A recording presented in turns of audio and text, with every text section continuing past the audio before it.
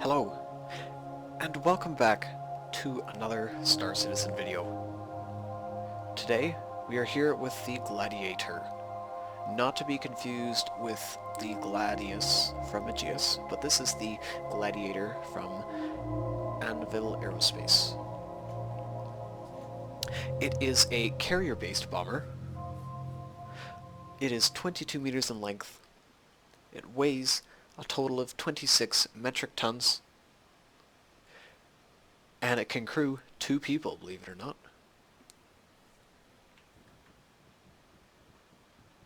It's got 2 Tier 4 engines for its primary thrust. It's got 8 Tier 2 maneuvering thrusters. So theoretically, it is going to be good at maneuvering. It has 1 size 2 power plant. It also has 2 gimbaled mounts that are each size 2. And of course, since it's a bomber, it has 2 size 3 pylons and 1 size 5. It also has a size 2 manned turret.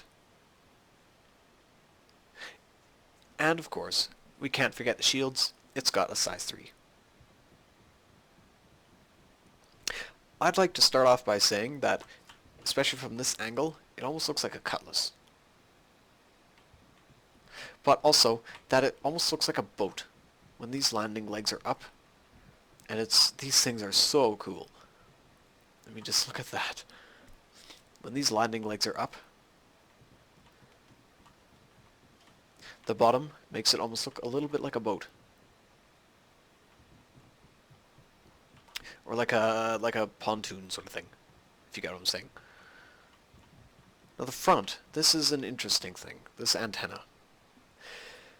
My thoughts are that it is a long-range sort of scanner sort of thing, so that you can pick up on other ships and lock your missiles onto it and fire and take them out. That's my thought. This nose looks kind of funny. But it's an Anvil Aerospace ship. It definitely reminds you of the Hornet. It looks a lot...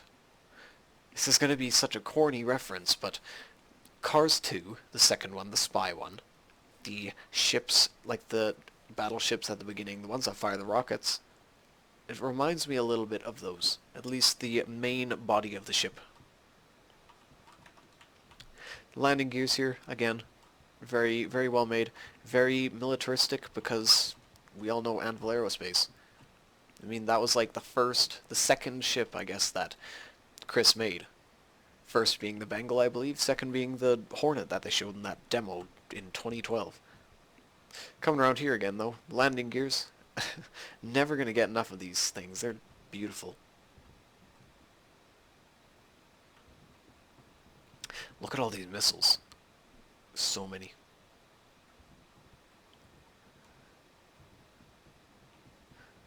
Coming around back, I think almost that these kind of curvy bits, maybe they're going to be a bit useless. But to be honest, we kind of have to wait and see. We can't really judge a book by its cover, so to speak. Back landing gear. A little bit different. Just kind of goes straight up, I suppose. You got these big engines as well. Also the scale of these ships. I'm going to point it out again and again and again and again. But the scale of these things is ridiculous. I mean, like, standing up, the bottom is shoulder height. It's like 1.5 meters of any, like, normal person. Not normal, I shouldn't say that. Any average height person.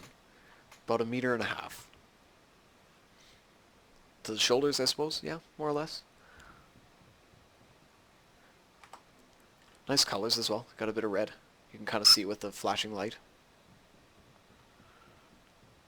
But coming around here again. Got the awesome landing gears. You can't really see the top from down here because it's just so tall.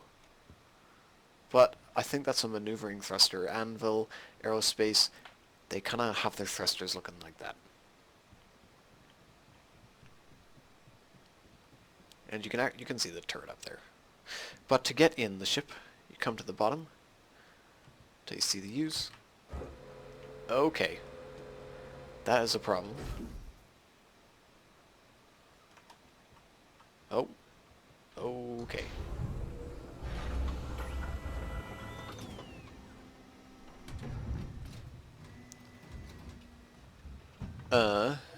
Okay. That did not go the way I intended it to go. But, as you can see in here, it is typical of a Anvil Aerospace ship. You got the two little screens up there, likely warnings. Then you got your radar in the middle, and you got all these screens to tell you what your missiles are doing, what the systems on your ship are doing, and everything else. But, I mean, as you can imagine, like, viewing on this thing, you can already tell is worse than on the Aurora. The Aurora has all the little pillars. These have got two stinking huge pillars on it, and a crossbar as well. Like, the Hornet has better vision because the main pillars on the canopy are further apart. Like, the main window is wider. But generally as well, it's a cool cockpit. I don't know how you're going to be able to fit in here with armor either, though.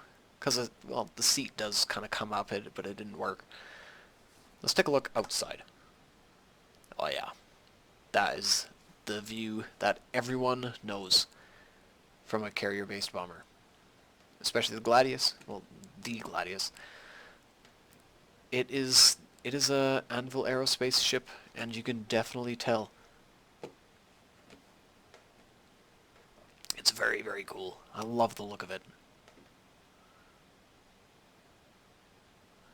But anywho, that's how we look in the cockpit. Our back's kind of clipping a bit, but that's okay. Danger, do not pull that handle. That handle is under the handle there. You can kind of see it.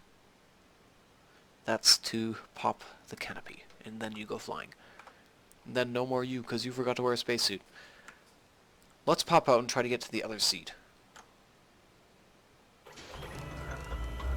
And nope, everything did not pop out correctly. That is very disappointing. That's like properly sad. Because this was such a beautiful animation.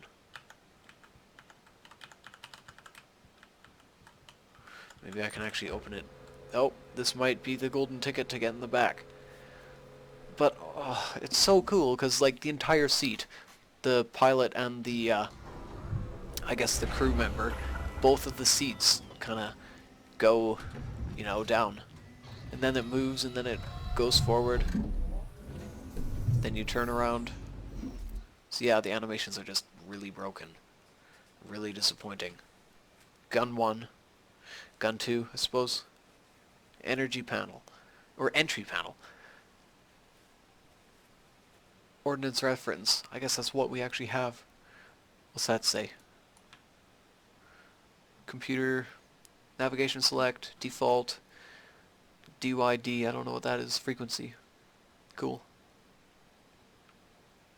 The same stuff on that side. In case of fire, break glass. Interesting. So you won't be able to turn your neck back this far. It just does right now.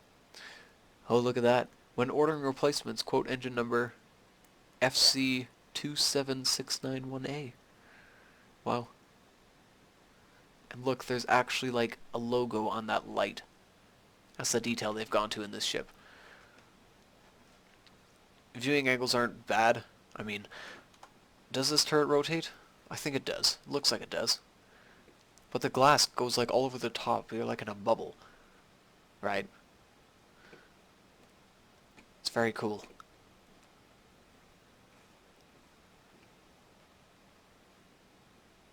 But let's pop out. Maybe the animation will work. I'm guessing it will not. So we'll move forward.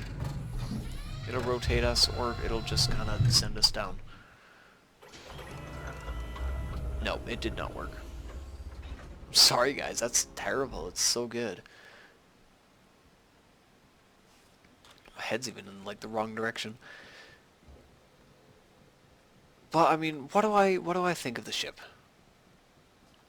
I think it's a beast of a ship, but to be honest, it's completely useless in my opinion. That being said, we don't really... The missiles are very unbalanced at this point. They're basically useless, I've found. So maybe they'll be beefed a little bit. But until then, to be honest, I can't necessarily recommend buying one. Because it has zero cargo capacity. I mean, like, if you're looking for a fighter, why would you buy this in the first place? It's got 2 guns and a turret. If you're gonna buy something of this magnitude in the game, you might as well buy a Super Hornet, because you've got the second seat with the second controllable gun, not a fully rotatable turret, but the second person can be there, and it's better armed. So the way I see it, I mean, like, that has to be said as it has to be said as well. I do have a bias. I'm going to be a cargo hauler, and I've said that again and again, but that's how it's gonna be. I'm just not gonna be buying one of these in game. Unless I'm filthy rich and I have a random hangar spot to fill. Maybe if our org had some mission to do or something, then sure I'd fly one. But I can't see myself spending money that I've made through my time hauling cargo on a Gladiator. But it is a cool ship. And if you're part of some military organization or something and you need a bomber, then yeah, it's a good one. I would buy one over the Retaliator, one of these, simply because the Retaliator as a bomber is too big. You need 7 people to fly it and defend it, whereas this you need yourself and maybe another person if you want. But that's my thought. As I've said before, it's my opinion. Everyone has their own, and that's how it should be. If you like this ship, that is perfect. I love the ship, but it doesn't serve any use to me. So with that, I thank you for watching this video. Please stay tuned for more, and I'll talk to you guys soon. Bye-bye.